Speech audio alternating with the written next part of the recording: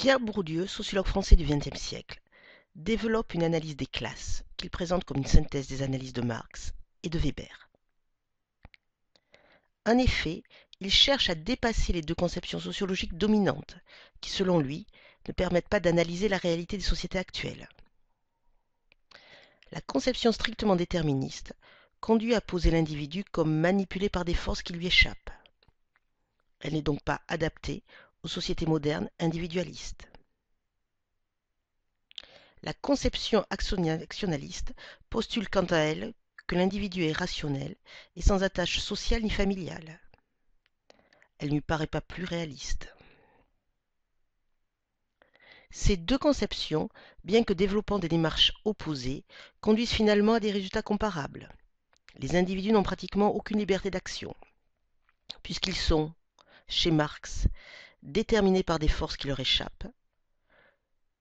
Chez Weber, prisonniers des effets d'agrégation conduisant à des résultats non souhaités, sur lesquels il n'exerce pratiquement aucun contrôle.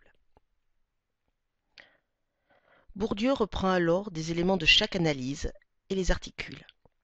De Marx, il reprend l'idée d'une stratification sociale constituée de classes sociales distinguées et hiérarchisées en fonction de leur dotation en capital.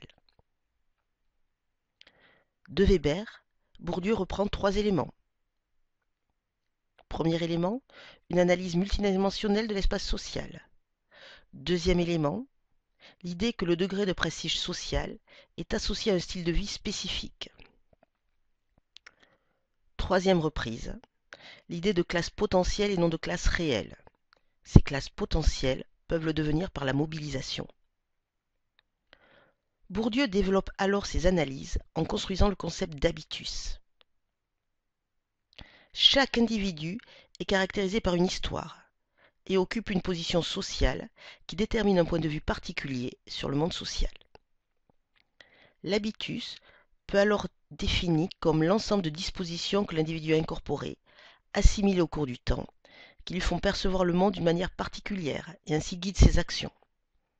Selon la définition de Bourdieu, l'habitus est un produit de l'histoire qui produit l'histoire. Ainsi, l'individu n'est pas seulement déterminé, il est aussi un acteur dont la liberté n'est jamais inexistante. En fonction du système de valeurs intériorisé dans l'habitus, l'individu dispose d'une grille de lecture qui lui permet de choisir le comportement le plus adapté au but qu'il cherche à atteindre. L'habitus n'est pas figé, il évolue avec l'histoire de l'individu, par exemple sa trajectoire professionnelle. Bourdieu opère alors une synthèse des analyses de Marx et de Weber pour sa conception des classes sociales. Celle-ci se distingue par le capital détenu. Bourdieu met alors en évidence quatre formes de capital.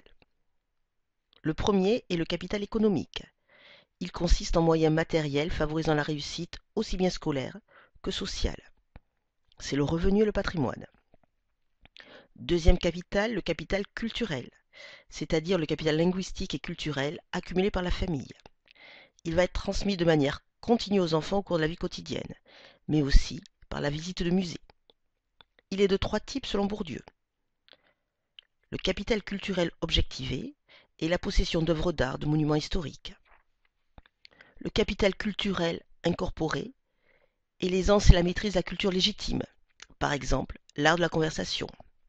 Enfin, le capital culturel institutionnalisé et le capital scolaire validé par le diplôme. Troisième forme de capital, le capital social. C'est l'ensemble des relations sociales dont la famille dispose. Celui-ci favorise par exemple l'insertion des enfants dans des écoles privées dont le recrutement est basé sur la cooptation ou dans le milieu professionnel. La résultante de ces trois capitaux est le capital symbolique, c'est-à-dire la reconnaissance, le prestige. Ce sont ces capitaux qui permettent la distinction des classes. Ainsi, chez Bourdieu, les classes sociales se distinguent à la fois par le volume du capital, mais aussi par sa composition, capital économique ou culturel. Les classes peuvent alors être considérées à la fois comme des classes au sens économique, mais aussi comme des groupes de statut. Elles se caractérisent par un certain degré de prestige social associé à un style de vie spécifique. Leurs membres mettent alors en œuvre des pratiques de distinction sociale afin de préserver ce prestige social. Bourdieu propose alors une représentation schématique des classes. L'espace social peut être représenté comme un espace de positions sociales différentes, définies les unes par rapport aux autres. Cet espace est bidimensionnel.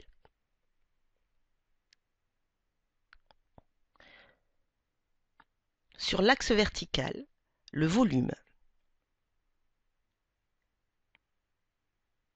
Sur l'axe horizontal, la structure du capital. Les positions sont alors définies à partir des capitaux. Pour l'axe vertical, en haut, un capital important. En bas, un capital limité. Pour l'axe horizontal, à gauche, un faible capital économique et un fort capital culturel. À droite, un fort capital économique et un faible capital culturel. Les individus sont donc inégalement dotés en volume de capital. Les positions occupées dans l'espace social forment alors des classes de position, des classes de conditions de vie et des classes de style de vie. Ainsi, dans l'axe supérieur, les professions libérales et les cadres supérieurs disposent à la fois de capital économique et culturel. En revanche, les professeurs du supérieur, du secondaire, les cadres du public ont du capital culturel, mais peu de capital économique relativement. C'est le contraire pour les patrons de l'industrie ou les exploitants agricoles. Dans l'axe inférieur, employés et ouvriers ont peu de capital économique et social. Les artisans ont plus de capital économique et moins de capital culturel que les techniciens. On peut alors opposer deux groupes, les fractions les plus riches en capital culturel et les moins riches relativement en capital économique, les professeurs. Les fractions les plus riches en capital économique et les moins riches relativement en capital culturel, les artisans. Les goûts et les styles de vie seront alors différents. La probabilité de lire tel journal ou de pratiquer telle pratique sportive sera différente. Ainsi, la probabilité de lire Le Monde sera plus forte chez les professeurs du supérieur. La probabilité de lire Le Figaro sera forte chez les patrons de l'industrie. Celle de lire L'Humanité chez les ouvriers. Les artisans et les exploitants agricoles auront une probabilité relativement importante de lire Le Parisien libéré. Les pratiques sportives seront aussi différentes. Les professions libérales ou les cadres du privé auront une probabilité forte de faire du golf. Les ouvriers et les employés auront une probabilité forte de regarder des spectacles sportifs, alors que les artisans écouteront de la variété.